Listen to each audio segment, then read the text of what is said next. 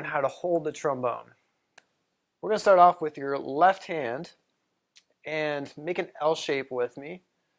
And then we're going to take the trombone and your thumb is going to go right in this hook part of the trombone right here, right where the two perpendicular bars meet. We're just going to hook our thumb right in that corner.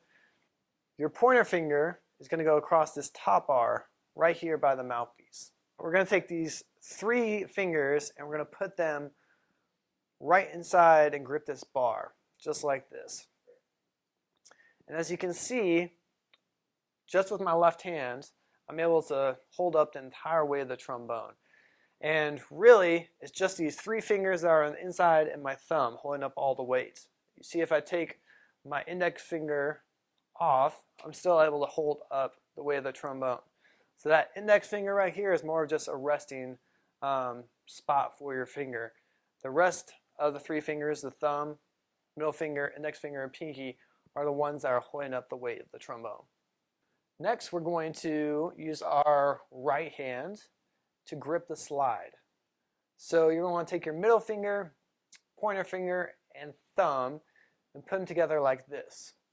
This is the basic grip that you're going to grip the slide with. We're going to take our 2 fingers, middle finger and pointer finger, and place it on the outside parts of the slide bar. Then we're going to take our thumb and put it on the other side of the slide bar. And that is our basic grip. So you can see when I'm playing that, I have a nice relaxed grip with my slide as I'm playing through that. If you noticed, when I was showing you that grip, I was doing a little adjustment with this little turning knob thing right here. What this is called is the slide lock. And this is really important to know how to use because it helps lock your slide when you're not playing it.